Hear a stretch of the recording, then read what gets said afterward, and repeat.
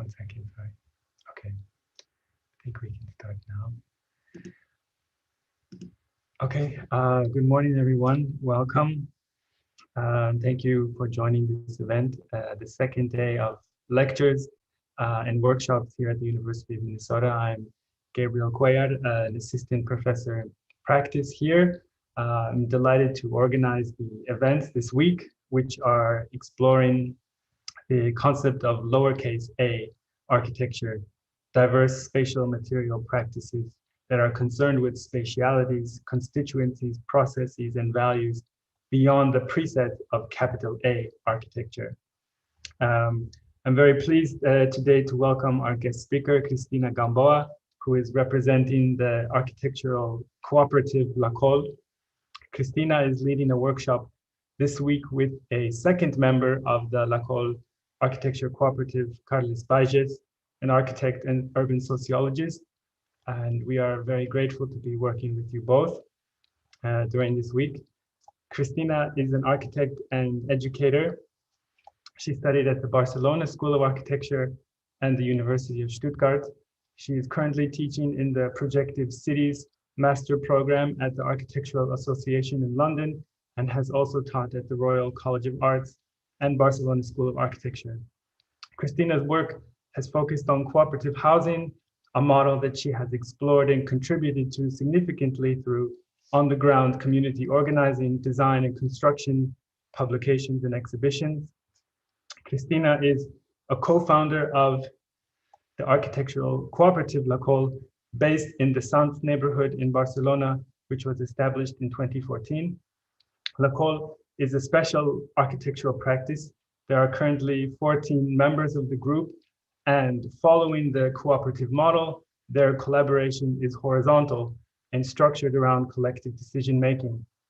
Lacol takes on participation processes, urbanism, housing policy, and construction, as well as studies and campaigns for cooperative housing projects.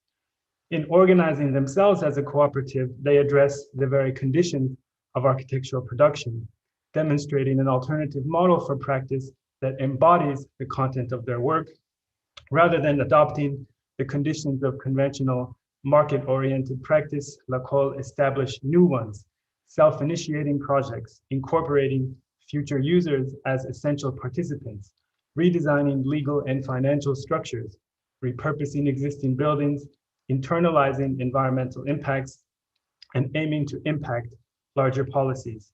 In short, Cristina, Carlos, and their colleagues locate architecture in the cultivation of collectivities and social transformation, a milieu in which architects organize alongside design.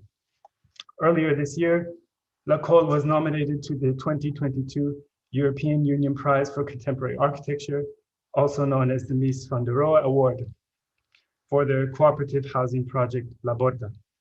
This is a very important recognition, and at such an early point in their practice, I can only say that we're very much looking forward to your next endeavors. So thank you for joining us. We have a question and answer session to look forward to following the talk. And for those of you in the Zoom webinar, please feel free to pose your questions in the Q&A box. And likewise on YouTube, we will be looking for them. Thank you again, Cristina, welcome. And we'll turn to you now. Thank you very much, Gabriel, for your nice introduction. So it's a pleasure to be here. It's a pleasure to lead the workshop with Carlos. I will share my screen.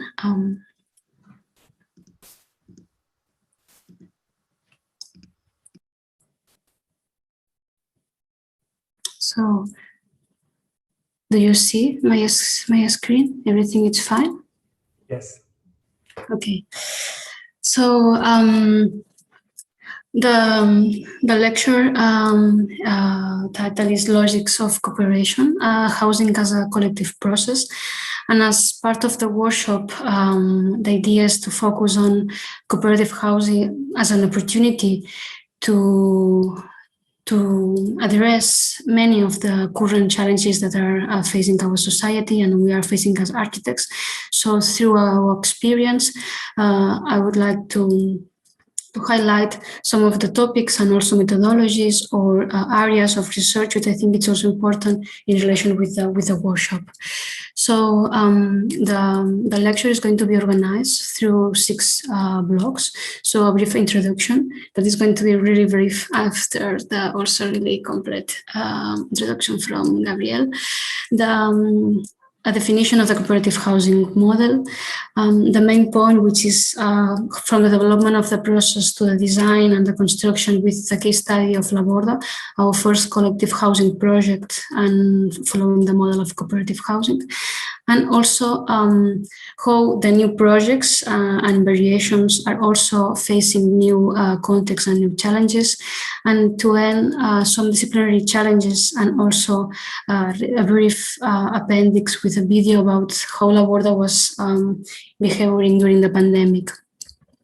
So basically, as Gabriel was mentioning, we are a cooperative of 14 members, a cooperative of work, which basically, if we take in account the definition of a cooperative, which is an autonomous association of persons, of people, unit voluntarily to meet their common economic, social, and cultural needs and aspirations through a jointly owned enterprise. It's basically the idea that we were established in 2014 as a cooperative, but in 2009 association as a collective.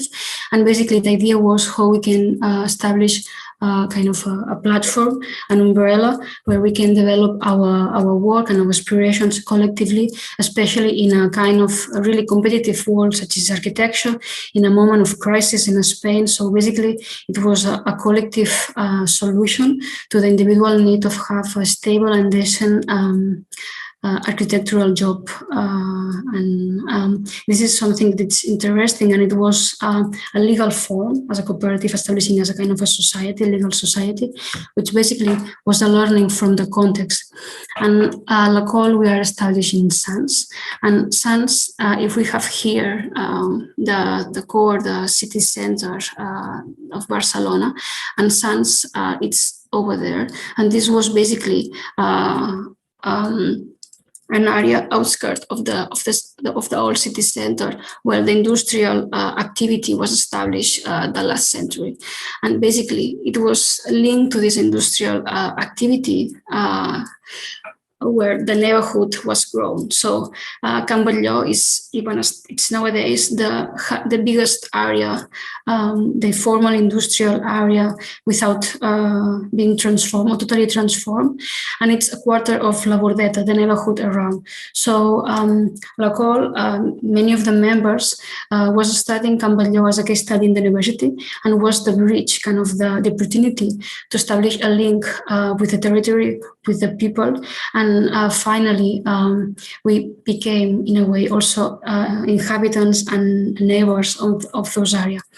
And as I was saying, cooperative, it's a form that appears the last century in the British context as a form to collectivize certain areas of the life, especially in the workers' moment where the conditions of life were really hard.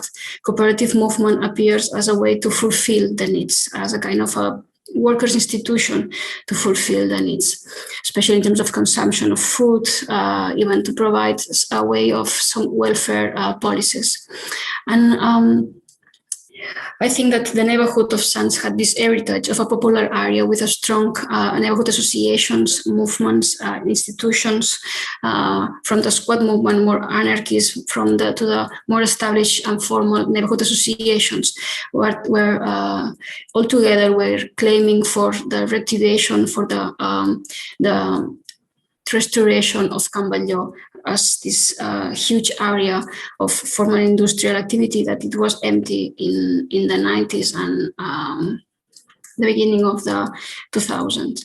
And through this collective movement, so to the strike and the kind of a powerful pressure to the municipality, the neighborhood was organized and entered as a kind of a party in a really participatory and also really proactive way to the premises of the industrial area of Can Batlló, and with an agreement of the municipality, the activity established to, in a way, inhabit all those industrial blocks. And for us, as Lacol, we were just, in a way, in between the students, some of the members just finishing our degrees and became architects.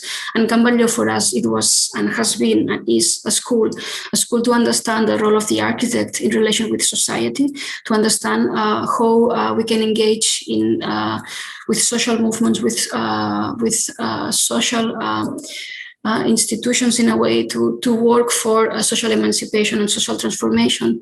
And Can Batlló was a space of experimentation in terms of new protocols of urban transformation, new methodologies in terms of participatory design, even also collective construction, understand how time, how resources, how skills, it's part of the architectural, in a way, ingredients and inputs for the design.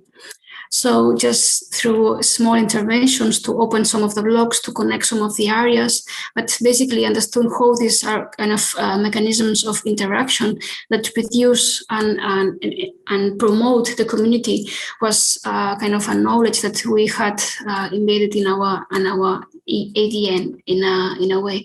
And it was also a way to understand how our cities, with the many dynamics of gentrification, of in a way displacement, and how the public space and the public areas are understood as spaces almost as consumption, where many activities are in a way take it out. So Can Batlló was an opportunity to conquer again the public space and to understand how the public means the share, the spaces of the community, and the community organized won the legitimacy to, in a way, self-manage some areas, to have a position in the transformation of the area, and to be with the municipality as an agent, recognized as an agent that have a voice and can take decisions and have shown that they are able to manage that. So from, as I was saying, a library, a meeting point, auditorium, some workshops, this public space, but also some green areas and vegetable gardens. And basically, this is a kind of a conglomeration of many people and projects that are working from health, food, sport, local and economical activity, housing, education, culture, leisure, mutual help networks, such as also time benches, etc., and understanding how a kind of public cooperative and community management of the city is possible, and how basically this is a new approach to the urban transformations through the real needs of the people. Also being really aware, even from the budgets of the municipality, being in a way understand that the transformation has to be slow in order to adapt to the reality, to not generate certain dynamics that can even transform economically the area and make the most vulnerable people out. So with all these conscious and all these approaches, and understand Can Batlló as a self-managed, paradigmatic experience of the city, the bottom-up transformation of the city, we were involved, and we understood how housing, that we can see it here, it's also a possibility. And this is a bit the beginning of the project that I wanted to show, to talk about cooperative housing as a mechanism to provide with the same values, the idea of autonomy, this idea of emancipation, this idea of bottom-up organization to fulfill, to solve collective needs. And the idea is basically that in the last century, while it was the industrial moment of development, the worker neighborhood, suddenly through these different cooperative services of consumption, even of production, it was kind of a deployment of a cooperative neighborhood. And with the crisis in 2011 to 2012, in the neighborhood was this idea to restore, to in a way readapt and reformulate these ideas of a cooperative neighborhood, and how altogether can we in a way work to provide to each other services that in a way are dismantled. So we were in the middle of the economic crisis in Spain. We were in a process of dismantle the system of welfare that provides education, health services, etc., in a really extensive way. So basically, we had on mind this kind of imaginary, this kind of theoretical framework of a cooperative neighborhood for a common city. That's the way we were saying, from each cooperative establishing institutions of urbanization in a way to control and to reappropriate the city for the people. So basically, and why we wanted also to focus on housing. And this is basically because Barcelona was suffering, and Spain at the same time, increasing an exceptional lack of affordable housing. So when we were talking about having access to formal housing, we have to take in consideration that since the dictatorship 40 years, almost 40 years ago, the model that it was promoted was the individual ownership. So nowadays, Barcelona is one of the cities with a low average of ownership, of individual ownership, but it's still the 65%. And we have around the 35% of rent. And the main key data is that only the 1.5-2% is public housing, which means that the total housing stock is in control by private sector. And since many years, since the different crises and still nowadays, the international funds and or even national enterprises are buying the housing stock in order to speculate. So with this context of speculative development of and to understand that the house is not a right, which says all the laws that housing is understood as an asset. We were just trying to think from Camballo and from different organizations in the neighborhood, which kind of new models could we in a way introduce to change the situation. Because what is important, and it's also something that it's going to affect the project, is understand that in one hand there is the tenancy, so which kind of new models in between or different from ownership, from rent can we introduce, and how these are in relation with the territory, and also allow people to have access to areas where they have their networks, and in a way it's to say it's the right to house, but it's also the right to the city. And to try to avoid many of the kind of consequences of this situation, where there is many evictions from mortgages, but also from rents that people cannot pay because the rents are increasing much higher than the incomes of the families. But in the same time, there is non-visible effects such as the health problems with the instability, with insecurity, with also with energy poverty. And in that sense, to establish a new model, it's also a way to put the people in the center and to really understand housing as a right, with all these cross-sectional issues that are cross with the concept of to house a place, to have a house. And basically, what we in a way propose, we collectively propose, it's a model that we call it cooperative housing right of use, but they can have different names in different areas in the world, but that is existing from Copenhagen, from Denmark to Uruguay, really present also in Switzerland, but already it's present in the States and in other areas of the world. And basically the idea is that if nowadays any flat that is in Barcelona, it's possible to buy it and to speculate. The idea is how can we block this speculation? And the collective ownership, the collective form is the solution, the mechanism that we in a way found. So basically what we are proposing is that the cooperative is legal form, and the people who is going to inhabit a flat, a house, it's going to be a member of the cooperative.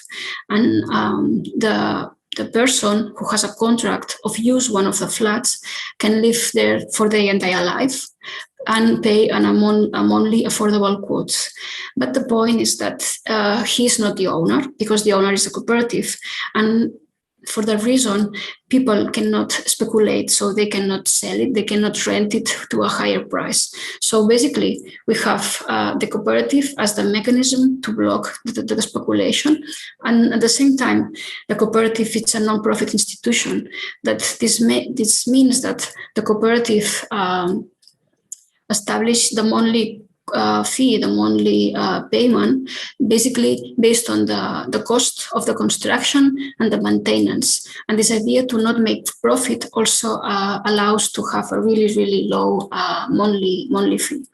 So I think that if there is any doubt, we can talk about that later. But basically, this is a model that it was existing in Denmark with the Andel model.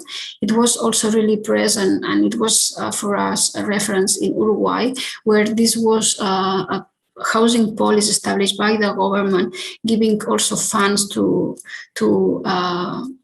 build the different cooperative housing. But in all the cases, the key point is that the people and the members of the cooperative has the control. And in all the cases, the ownership is collective. And these are the fundamental characteristics of the model that we wanted to implement in Barcelona.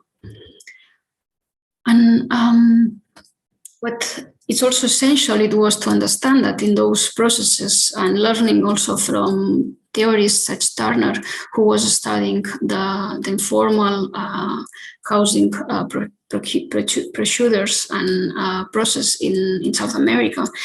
They said that the important thing about the house is what it does in the life of the dwellers rather than what it physically is. And this was super important, because we learned from Gamboa that more than the infrastructure itself, more than the spaces that the neighborhood was occupying, is those activities, are those relationships that are really, really important. So when we think about cooperative housing, is a way to politicize the domestic realm and to understand also how the daily practices are a transformative tool, and how the building itself could promote and enhance another kind of relationships. And also, in one hand, this idea of that has an impact in terms of the conviviality model and the life of people. In the other hand, that it's a process as a cooperative where there is a series of members that are involved in the process since the beginning. So it was also the opportunity to rethink the protocols of provision of housing, to rethink the methodologies, and again, to look for international and historical case studies such as the SAL, which was also a policy of social housing that was established in Portugal during the revolution in the 70s, where basically multidisciplinary teams of architects, sociologists, economists were producing social housing with the people through participatory design, through participatory construction of the housing. So understanding the legal framework of cooperative movement, understanding the potentials for the people and from the design, we started the project of La Borda. And as I was saying, La Borda has been the first collective housing project that we did, and we were really young and innocent when we started. So I was basically 26 years old, I think, and this makes, I think, to realize that we had, in a way, no idea about the bureaucracy that is behind the production of housing, and allows us to really experiment and try to break some of the existing rules. And this project became a pioneer project in relationship also with the municipality. And linked with the fundamental characteristics, here we display a bit more in detail the principles of La Borda as a cooperative housing in Barcelona. And as I was saying, the first goal, the first principle was ensure access to affordable and decent housing to the members, avoiding speculative uses of housing, and producing a new model of production, management, and ownership of housing. And this is interesting because normally in the collective housing market, there is a company, a developer that just produces the housing, another one that it's building it, and finally a user that's going to inhabit, and most of the time individually. So there is no kind of organization, possibility of real management of the housing. So in that sense, this idea that it's a process that involves all the phases, and also as a difference from the social housing that we understand from the state, the management by the people, it's really, really important in order to implement some of the measures in terms of design, in terms of environmental performance, etc., etc. And the second and the following point, this idea of produce new forms of coexistence, social relationships, and community self-organization. Again, this idea that we are inhabiting a place, but we can establish a new set of cooperation in the domestic realm, which takes in consideration also the following, that is promoting equal relationships between people in different ages, genders, and origins, and how we can help each other, also when with the care of the kids, with the elderly people, etc., etc. It was important to say that this was a pioneer project that wanted to be replicated and wanted to become an alternative model to traditional public housing, affordable for the people with low incomes. Also, because in Barcelona there is a series of levels where where more vulnerable people can even not have access to the established public housing. And the last point is to understand how this cooperative, it's part of a environment. It's part of Kanban law. So basically, this idea that we, through this kind of projects, build a human-scale self-managed neighborhood based on social commitment and developing another way of city making. As we were saying at the end, La Borda is part of this network of infrastructures that are part in Kanban law, that are managed by the people and following specific and real needs. And the last point, and really important also, in the current moment also of climate emergency, that the idea also it was to make the most of existing resources and build in a sustainable way, thinking also in the construction, but also in the lifespan of the building. And for us as architects, I think it is also essential to understand how the process is developed and how the organizational structure is defined in order to understand how and where how intervene, but also with whom we have to be in contact and coordinated. So we started the architectural project by the end of 2013 with the preliminary studies, and during all 2014 and until 2017, we were developing different participatory designs. And that's why we always think that we said that we build housing to build community, because through the different workshops to think about how we want to live, which are my needs, but which are the needs of the rest of the people, which are the funds, which are the budget, which are the community areas, how we want to live, etc., etc. So through the participatory design and through different workshops, the discussions and the decisions were making the community more strong, and the model and the ideas well defined. And during all the time, so the architecture was in relationship with the legal and financial development of the process, and this was totally also related with this idea of organizational development. And it's important to understand how in this kind of process, it's not a kind of you are the client and I'm the architect. Suddenly you became part of a network. And I think it's also important to understand that through this discussion with the different and having on the path, on the way, this really complex structure, the dialogues, the discussions, but the final outcomes are much more interesting. And this is key to, in a way, experiment and also generate kind of a sense of innovation. And this is also what I think it's important to understand and to think how we can also introduce this kind of models in your local context. So basically, the cooperative is established through a general assembly where all the members participate, and then they have different organizations, different kind of working groups, and commissions, which are architecture, administration, economy, legal, communication, and model of conviviality of shared living. And we as architects that we are located like here at Lacol, we are in contact, and we were working all the time with the architectural committee, and we were preparing together with them the workshops to discuss in the General Assembly. But at the same time, we were working with the people who was the project manager, the people who was doing the financial schemes and plans. We were working with, like, as a technicians, it was a process of intercooperation, which was much interesting and much innovative in terms of the outcome. And here, it was also really important to understand how the criteria and how the characteristics of the model was affecting and how to respond in the architectural approach. So basically, it's a self-managed and self-developed project, which means that they have the participation of the users, and we can establish also a participatory methodology, and we can understand also which is the profile. We know the people, and we can make it engage with the design and the process. And the second point is that the collective property. So we are not building a flat for a person, for a family. We are building the whole community, the whole building for all the members. So, and these members can change through time. The needs of the community are going to change. People get older, kids are growing, etc., etc. So this idea that it's a collective infrastructure means that it also has to be open and flexible and adaptable to those changing needs.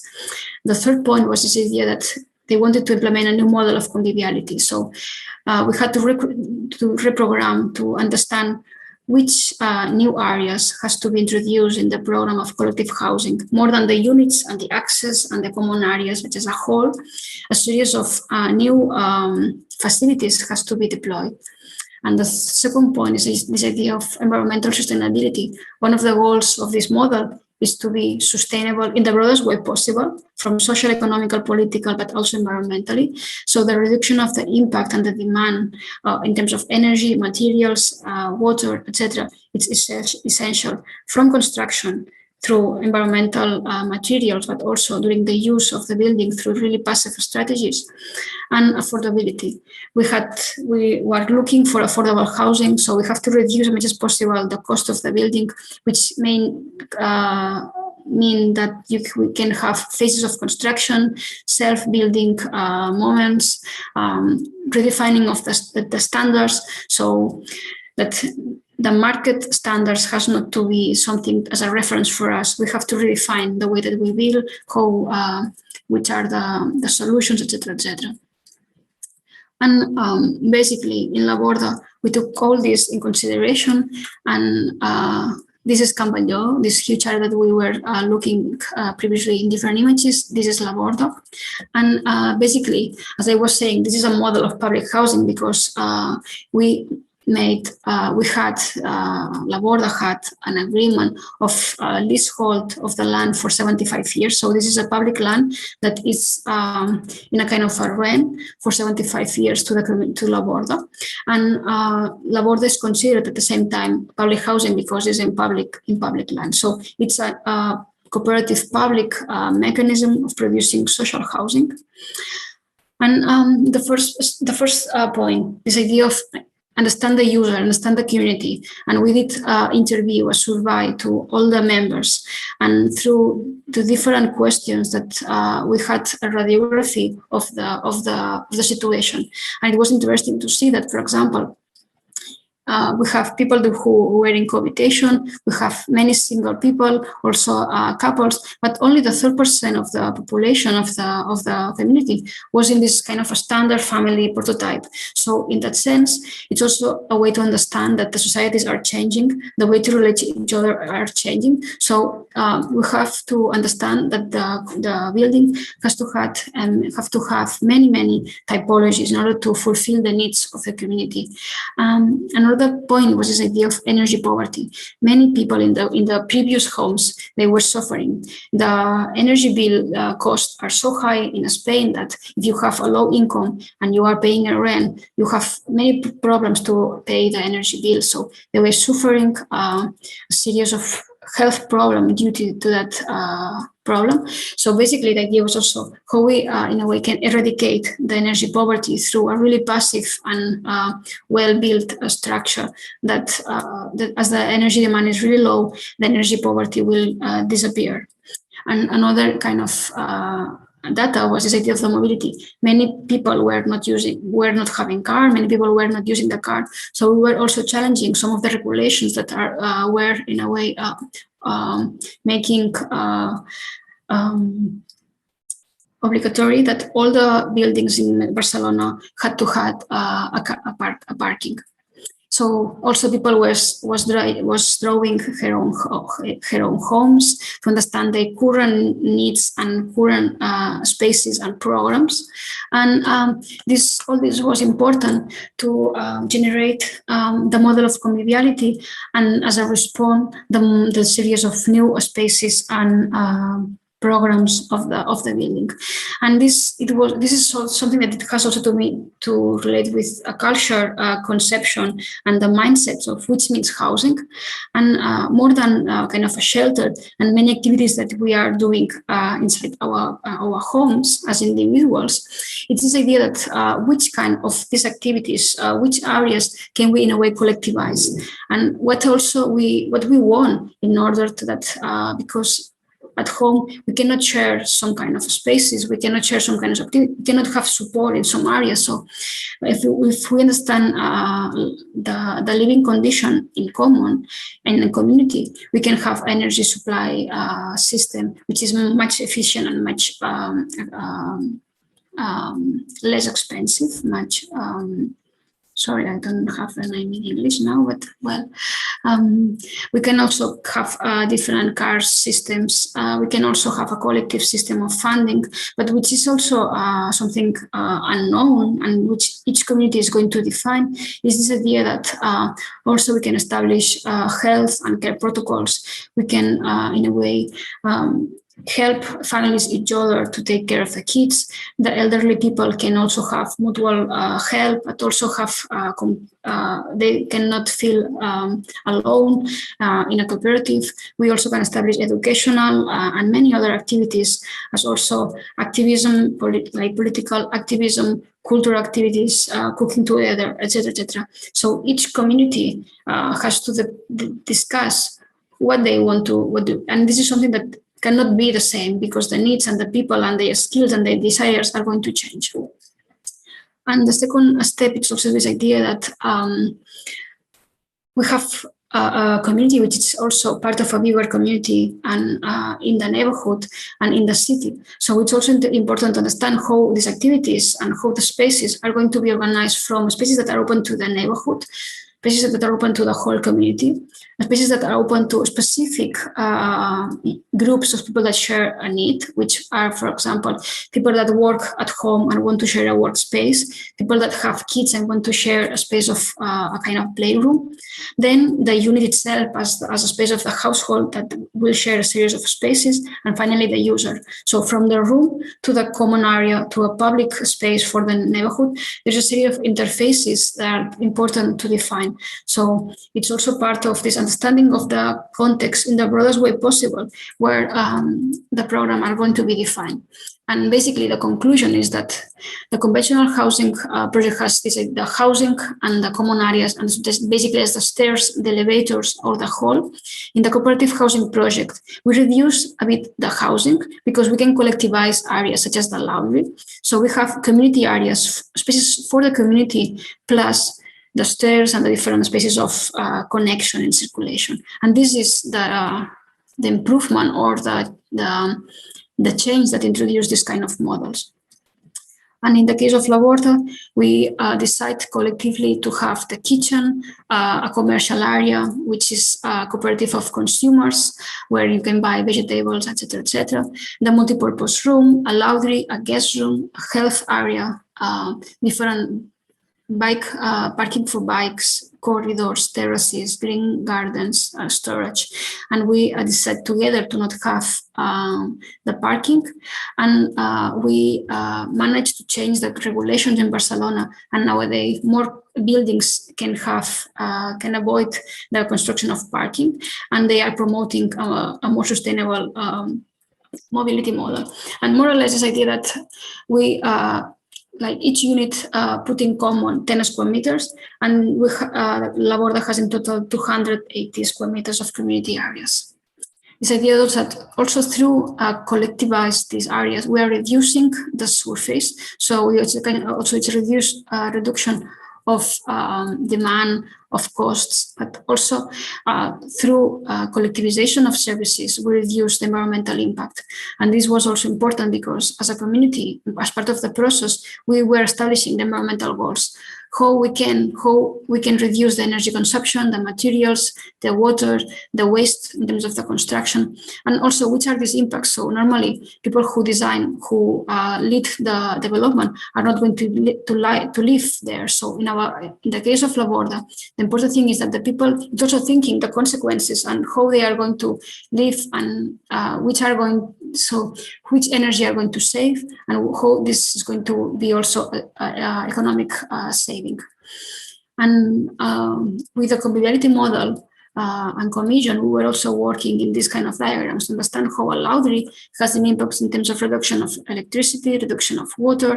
But if you think, for example, with the kitchen, in the kitchen there's also a reduction of time, because if a person cooks for everybody, there is a reduction also of time. And this is also important even in terms of gender roles. If we have some common areas, there is a balance between these tasks that normally, historically, have been developed by women, and this works, and the outcome, it's a really balanced and established and democratic community. And in terms of the architecture, and this is something that also in the workshop we want to, in a way, to work with this idea how the organization of the program, how the understanding of the plot and the conditions are going to define the proposal. In La Borda, it was a plot in the limit of the Park of Can Batlló and the historical area. And basically, we design a corridor, a public passage that connects the both areas, also to bring people to the park. And in the ground floor and the first floor, we allocate all the common areas, also as a transition between the public, the community, and the private, which are the units. So through courtyard, all the different programs and units are all together as a kind of a core.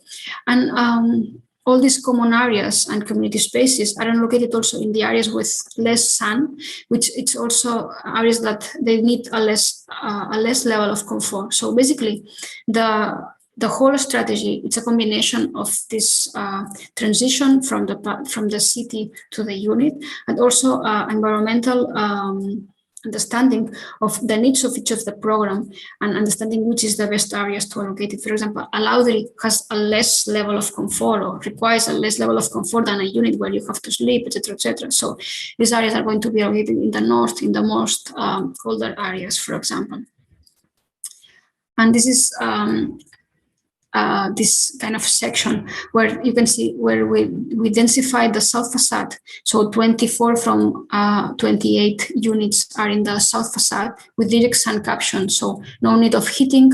And we have this courtyard where connects the ground floor with the first floor, with the common areas, and all the also kind of a sense of a community. It's also present with this space. It works as an atrium, and it's also a kind of a collective collective energy saving system where the sun is also heating the air of the atrium. So there is a possibility to use it all the year from summer to winter. And we can see here how it works. So during the winter, all the sun is hitting like the courtyard, but also all the flats. In summer, we just extend different shadow systems, and we open the courtyard, and we have cross ventilation. So really simple strategies that we also, with the role of the user, are going to make the building behaving really well and with a less energy consumption.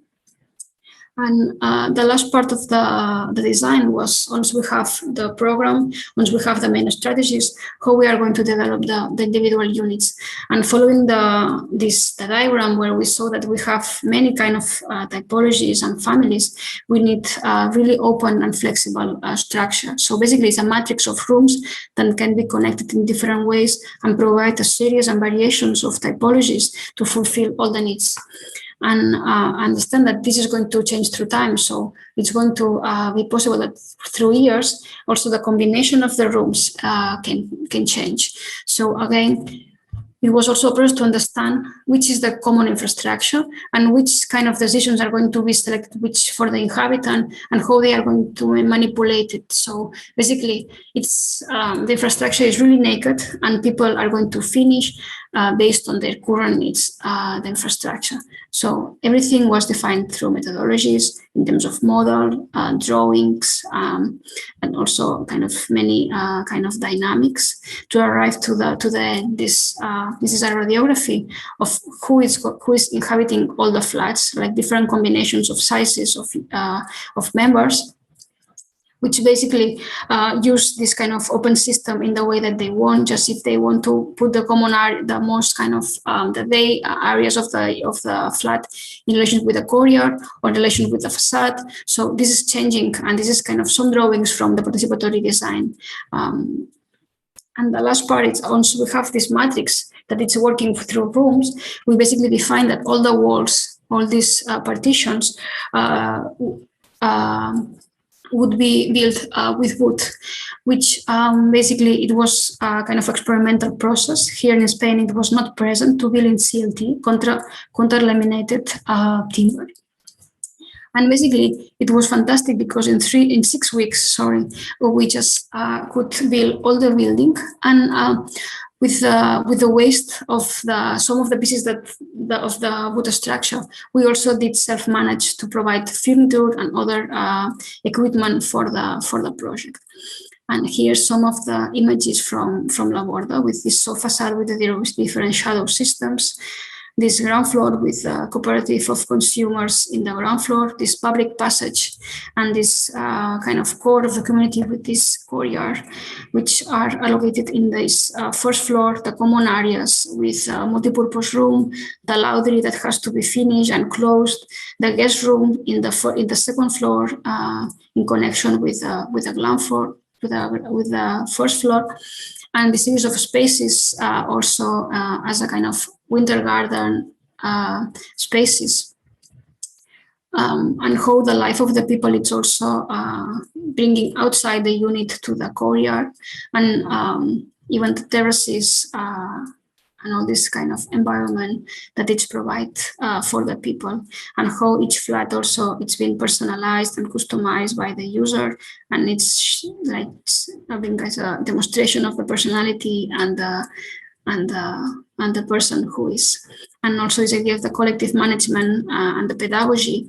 and how this kind of passive structure it's controlled by the users with different mechanisms, and this also allows to have information, to monitoring the conditions, to make rewards and reduce the consumption, and implement new measures, new habits, new routines as a cooperative to increase the awareness, the consciousness, and reduce the environmental impacts, and also through the collective kitchen that it's already ongoing or in use nowadays. And which is important, it was a pioneer project in relation with the municipality because the land was public, and the municipality realizes about the power of these kind of models and the need in Barcelona to also a strategy that can increase this the affordable and non-speculative housing. So basically, the municipality introduced cooperative housing in the housing plan, and many measures were developed, and especially the creation of a cooperative committee and the establishing of a series of public competitions where new communities were able to have access to land. So this was an opportunity for us as Lacol to implement in new sites, in new locations, new projects. And just really briefly, I wanted just to explain how, for example, Coupe de Fals was a proposal in area where a high level of pollution due to it's a kind of a highway. So basically, this idea of how the context is also affecting the project. In that sense, the environmental condition was really, and the urban condition was really important. And it was a plot next to a green area, but next to the main road. So the order of the programs, but also environmental mechanisms again, such as specific courtyards that take the air from the park and closing the project through the highway was really important, and how to face also the areas through the south facade again, and understand also this idea that many of the strategies that we deployed in La Borda, such as the environmental performance, the community programs, the flexible infrastructure, the adaptive typologies, were in a way redefined in that projects. And we can see here also again this matrix of spaces that can be in different typologies, from kind of the S, the M, or the L. We call it always like the sizes of the clothes. And or La Balma, which is a project that we just are finishing the construction right now. And this was an industrial area that nowadays is becoming a totally housing district. And it was important because La Balma was in a corner where we have an axis with housing for elderly people, housing for younger generations. We have also a high school, a health center. Suddenly it was an axis of facilities, and we had La Balma as a cooperative housing. So the idea was how we can bring in this public facade all the common areas. So basically it was a really compact block where all the common areas were in the more public facade. So the relationship was totally vertical. We saw in La Borda it was a horizontal relationship of common areas, and here we changed the strategy with the stair to find all the common spaces, and at the same time, to increase the environmental performance, we just changed the position of the corridors to protect from the noise, to protect from the sun, depending on the area.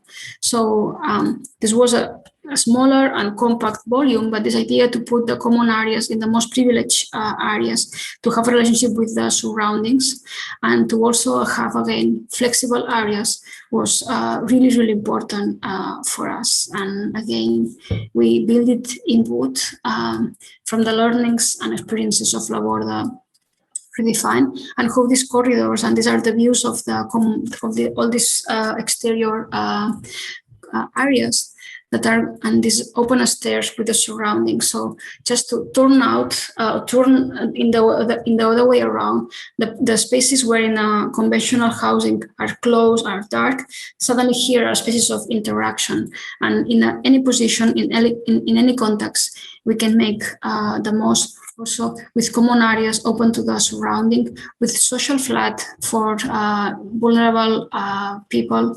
So I will explain, or can explain more details in the workshop.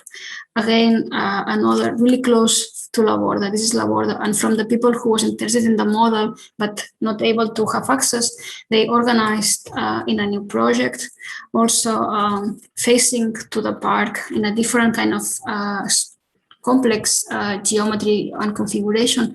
And here we are also playing with flexibility in really strongest way, because there is also a need from the community to live in that kind of clusters, which basically means that maybe 11 people it's living together in a flat. So we need to, in a way, break the limits of the individual and kind of established flat. So which kind of design strategies can we, in a way, establish? And again, kind of this really kind of a system which became kind of a housing infrastructure facing to the west, with a really open ground floor to the community.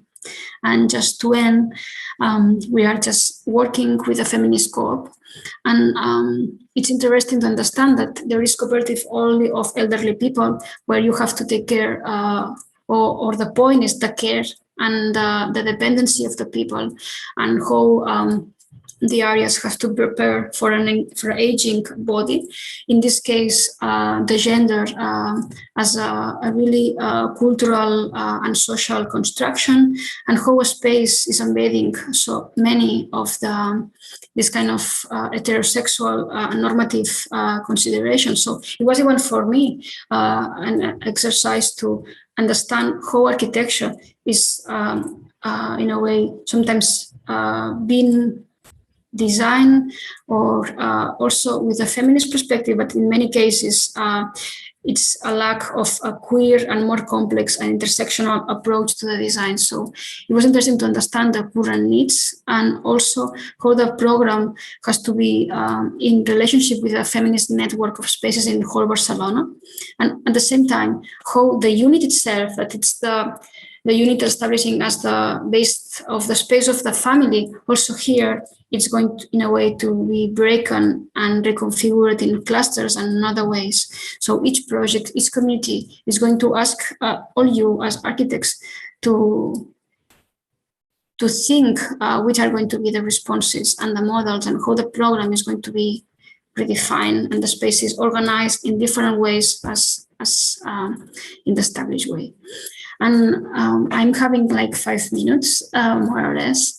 I'm going super fast just to give an overview a bit about our work, our approaches, and what we realized that more than the design itself, when the model was in a way growing, the demand of people, but also the municipalities wanting to implement cooperative housing, it was important to work forward or outside even the building scale. So Lacol, we have been in a way working in cooperation with La Dinamo. We were also part of a foundation, which means that the development of a new model also asks for new agents and stakeholders.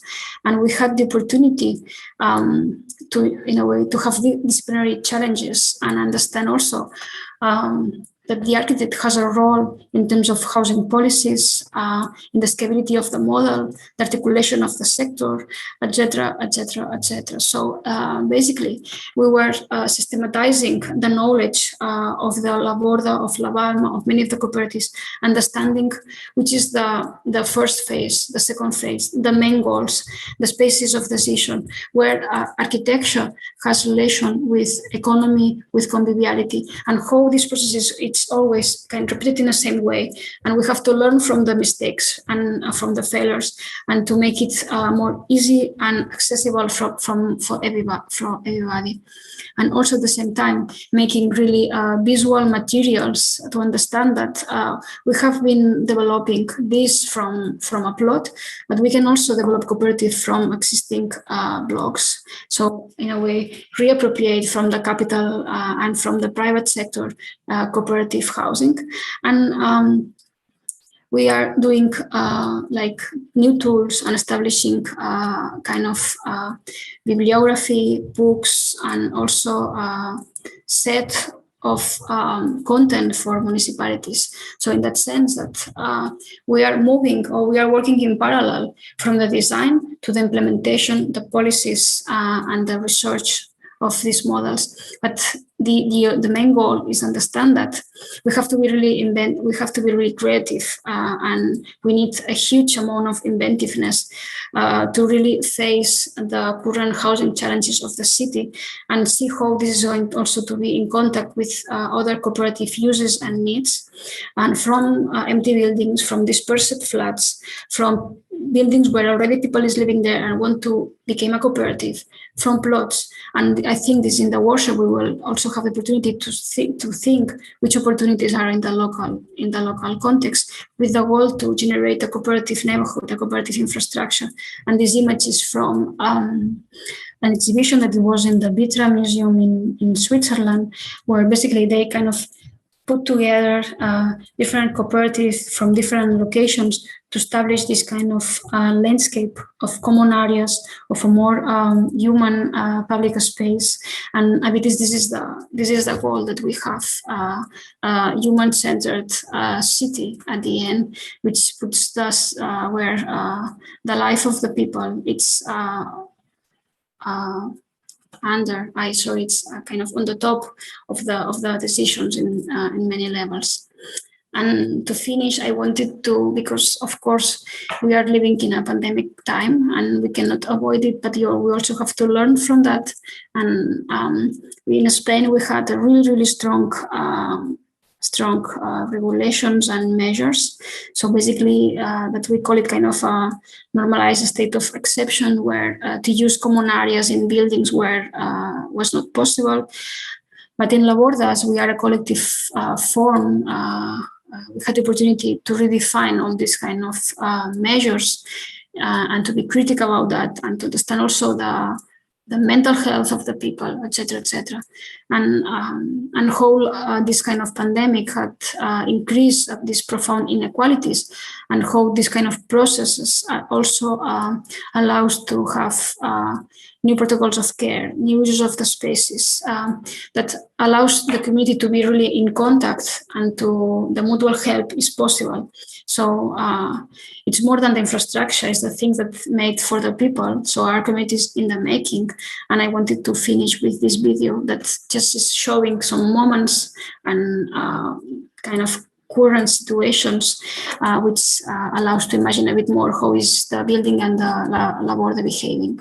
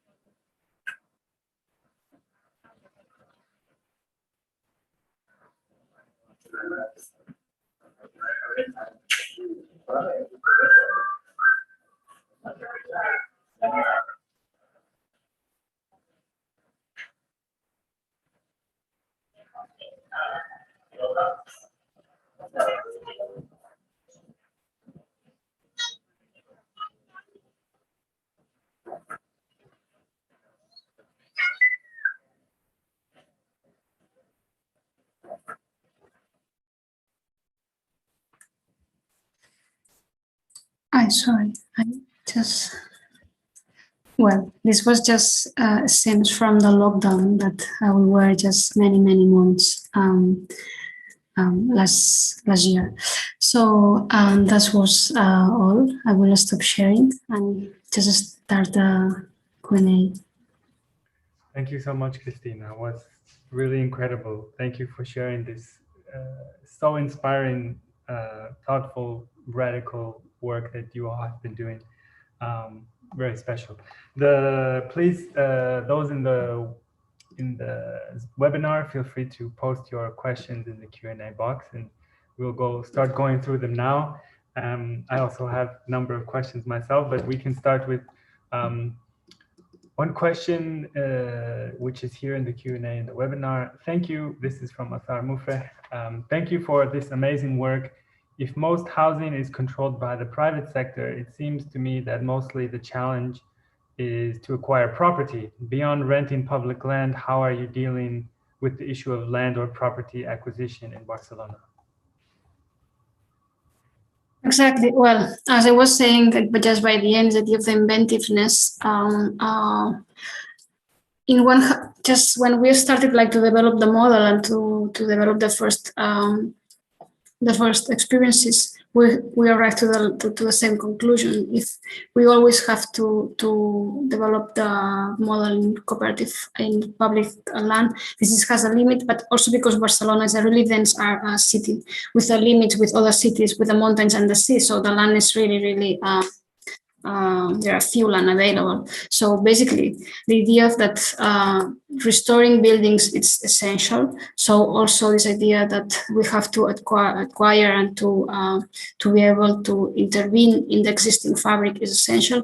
And the second, it's establish new protocols, such for example the community land trust, which are also present. And it's a way to say the cooperative cannot have the possibility, because of the cost, the really expensive cost of the land, to buy it by themselves, but can be this kind of collaborations and community land trust between foundations or third sector institutions with the public sector and cooperatives. So the idea is to increase the network, and in that sense, where many institutions can work together in order to block land and see which kind of mechanisms we can in a way work. And also, even there is private institutions with land that they are also interested with a model, because basically, like, you are in a way building the housing and also giving a return, economical return to for the use of the land. So basically, I think it's understand that we have experience in public land. There is also the private, but this kind of also common land that in a way we can have access. So again, last year we were studying 10 international case studies to understand also the forms and ways to have access to land, to have access to funding, to understand also the relationship between the cooperative and the public sector, because in each place in the world, the conditions are different. So we can learn from all and see which kind of tools we can apply it here. But definitely, I think that the land is one of the highest points and challenges. Thank you. That's really helpful. There's one question from YouTube, and I will maybe add some to that question. It's from Mary Bagley, who asks, the project La Borda shows the depth to which architectural and social life can be designed. I'm wondering about the challenges of separating life and work for a designer like you in this situation. And I guess one similar question I would attach to this is, I would love to hear more about how Lacol as a cooperative functions and how you, collectively do the work that you do, how you make decisions, how you operate financially. If you could share some of the behind the scenes of your cooperative. Excellent. Yeah. In many cases, I think that many of the projects that we are working on or working with are in needs that we are also having. So at the end, I think that we cannot detach our role of the architect, but also our current conditions. So also as a person of 30, in my case, 35 years in Barcelona, it's really hard to have access, for example, to a house, so it's totally affordable for younger generations. So we also, in a way, get involved in projects because we call it that we put the body in the sense that we are crossed by the needs and the conditions of the urban conditions. So in a way, we are never detaching even kind of the experiences from the work and in the other way around.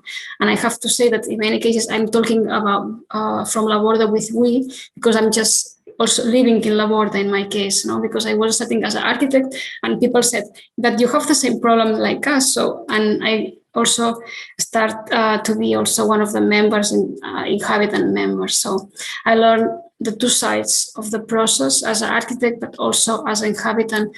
And I could, in a way, also test the building during the pandemic to see how it was behaving and how people was. So it was a kind of a really rich experience. And so in one hand, also in Cambodia, we are neighbors. So all the time, we are also trying to understand that we have a relationship with the neighborhood networks and experiences. This is challenging when we are working in different areas. So also we are always trying to work in relationship with collectives on the place in order to understand the current conditions. This is just a kind of a note. And in Lacol, as I was saying, we are 14 members and it's a totally horizontal structure. And we work in different areas from housing policies, participation, construction, scenography, or education. But in many projects, there is a kind of a connection. So in the teams, in some of the cases, we have members from all the areas, but which is more representative, it's that one day per week, which it's currently it's all the Wednesday afternoon.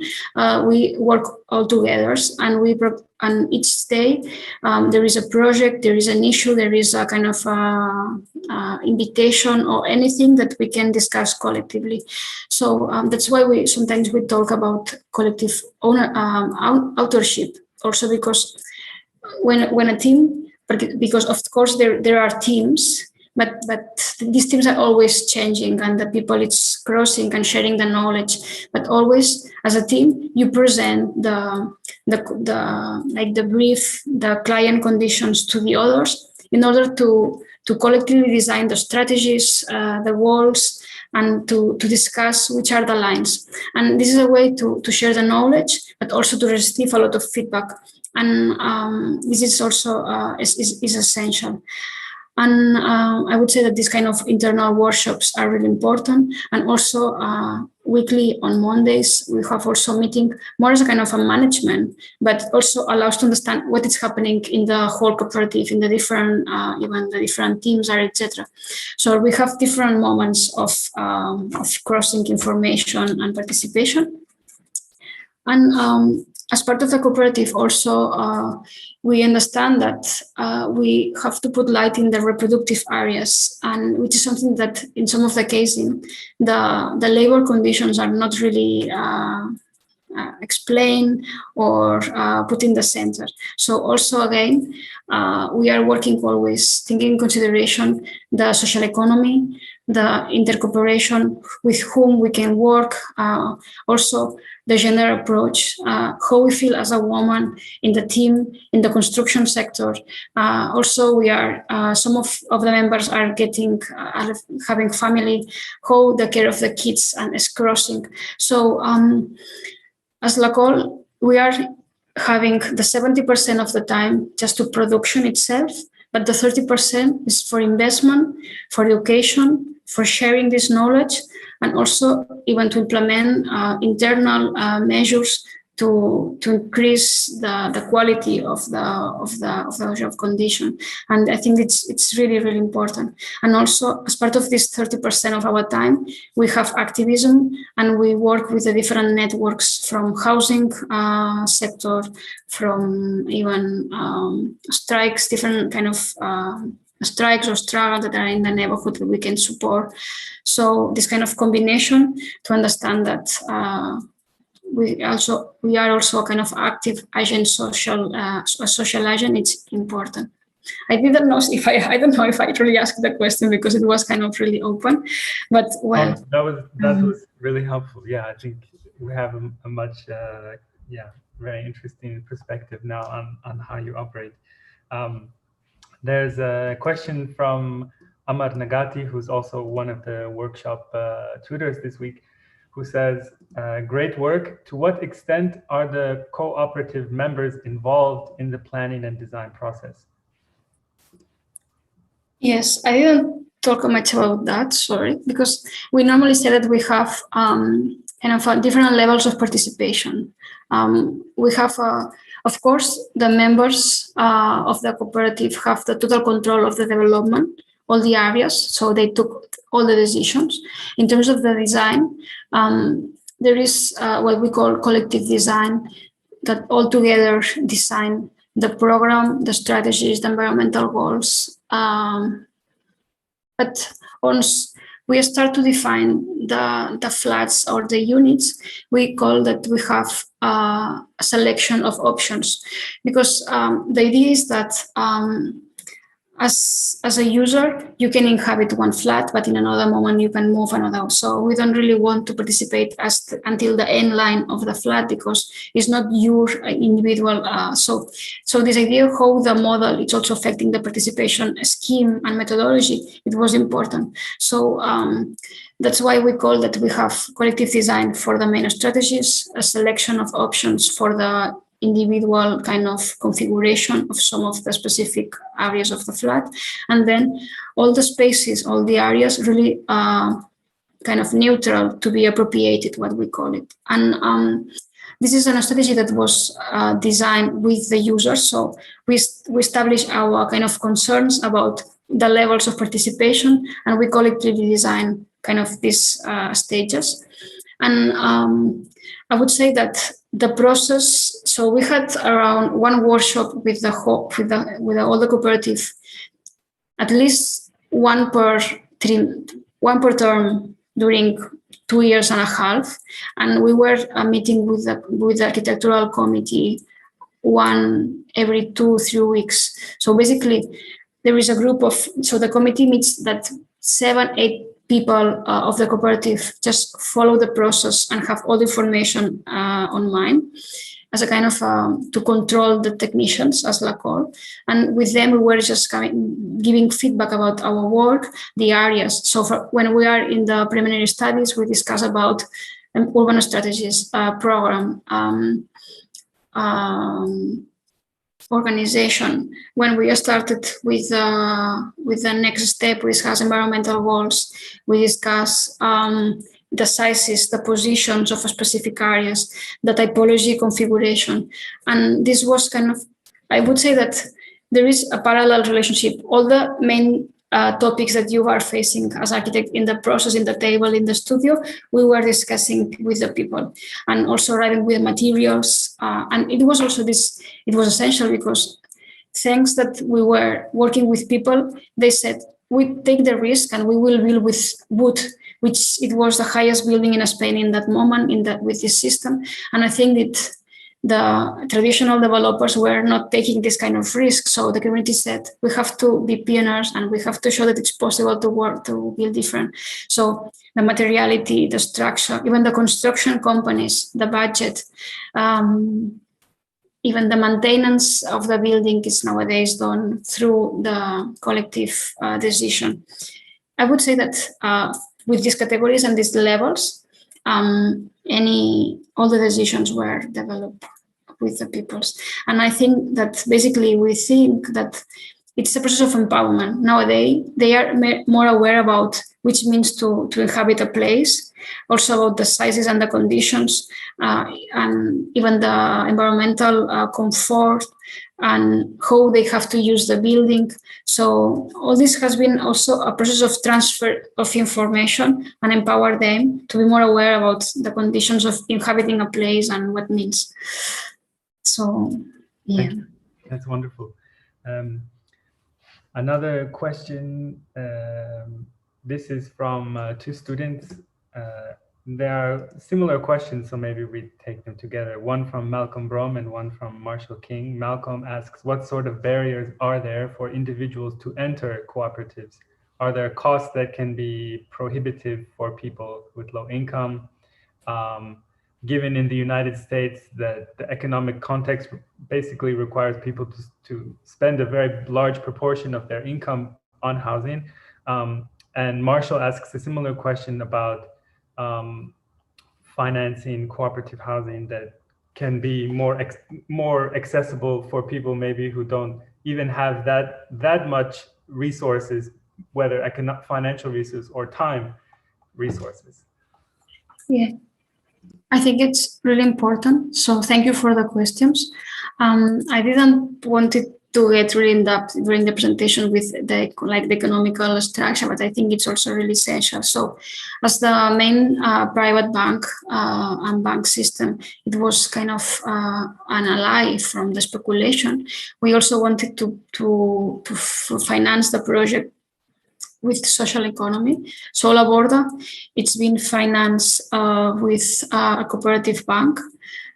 And it was the first and the biggest project that this cooperative of financial services did. So we also established a kind of a new relationship with them. And since La Borda, they are also supporting other cooperative housing. And we also did important kind of also mechanism, which it was a kind of a crowdfunding that basically individuals and social institutions and even other cooperatives also make kind of a small loans to La Borda. So it was also a collective financial structure, which allows to have a low interest. So basically around the 2%. And it's true that, of course, you have to have as a cooperative a minimum capital. And in that sense, in La Borda, we had as a community to altogether put the 20%, and all the construction was and the development was around 2 million, 2.4 for the construction and the other from taxes, etc., etc. So basically, each unit, each family or each household had to pay initial down payment of 18,000 euros, which of course this can be a barrier for the most vulnerable people. And this was one of the contradictions of La Borda at the beginning. And what we did is the people who may have some money, but not the 18,000, we did internal solidarity. So people who had put a bit more, they put it in order to make people possible to participate in the project. But there is true that there were some families that left the project due to economical to the availability of their savings. And that's why with the land at Kijon, the other challenge is to make it as affordable as possible and without any initial down payment. And that's why we are working with different kind of mechanisms and strategies, and also looking, for example, in Germany, there is a model called Miethäuser Syndikat, which is a kind of a union of tenants. In a kind of the traduction, it's more or less like this, which they just they don't have, or it's really low, the initial down payment, so it makes affordable or accessible for almost everybody. So we are working, and it's also part of this research that in many countries the public participation also makes affordable from some people. So to sum up, so we had the funding from the social economy. We are working to reduce as much as possible the monthly fee, but also especially the initial down payment. And there are mechanisms to make it possible internally with solidarity, internal solidarity also from other kind of networks. But the idea and the goal is that if in the future there are more cooperatives, and once the cooperative pay the loans and they can start having a kind of a collective funds, and through the collectivization of the internal savings of the cooperative, the idea is to help also the newest cooperatives. So I think it's a matter of time, especially when Borda was the first one. So we had to change regulations. We had to talk with the cooperative of financing. We had to talk with the municipalities, and we had to pay a bit, because we were new, we pay also technicians, etc. Now everything gets much easier, and as the cooperatives are growing, these kind of mechanisms, I think, are going to be implemented.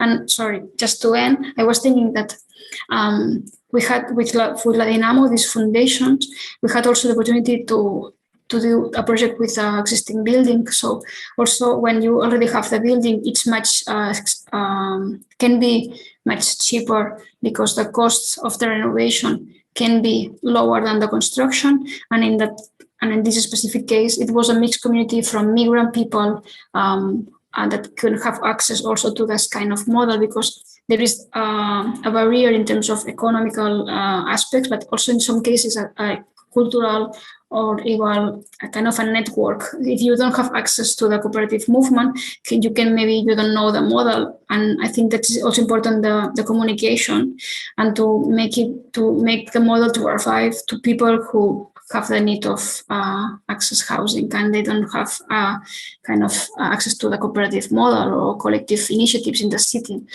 So there are many barriers. Thank you. That's really helpful. We just have a few minutes, but I think maybe we have time for one more question, and then we can transition to the workshop session. It's a question from Alexandra Arren, who is also one of the workshop tutors this week. She has a similar question to Connor McManus from the students. Great work. Questions regarding the collective. Is a collective formed before the project? How are the individuals coming together? Do you have difficulties sometimes to hold the collective together? Do you have strategies so that the collective continues to go on? And yes, I think Connor's question is very similar to this one. So how the collective keeps together. That's why I think that in La Borda, I think it was really easy, or in a way we were really lucky, because this initiative came from Can Batlló, and at the end it's a space where the collective decisions and the organization was already kind of a part of the ADN, so part of the people were having a knowledge and an experience from cooperativism, from social movements. So I think it was a kind of a privileged starting point. So I would say that almost all the people of La Borda has been involved in any kind of collective process before. So in this case, there were no conflicts, there were no communicative or decision problems. But it's true that also as a challenge and as a way to expand and to promote the model, we are facing also this kind of problems. So in our case, because of the background of the members, this was much easier. But for the new projects, what it's interesting is that as part of this team of lawyers, economists, architects, there is also facilitators or teams of professionals that can help and can give tools and a kind of a knowledge to the communities to increase the the skills in terms of collective decision processes, and I think that that's also part of this idea of growing the model. If in our case, all the people was also from the neighborhood, many of them, not all as a community, but many of them knew each others from other spaces of activism, etc., or the feminist movement, or many other cooperative movement, etc. So the configuration of the group was just part of as the assembly of Camp as a space, that it was basically an open kind of a presentation saying there is a lack of housing, there is these international models, there is a group of people that wanted to develop here, who wants to join. And that's why there is this strong relationship with the territory and this background.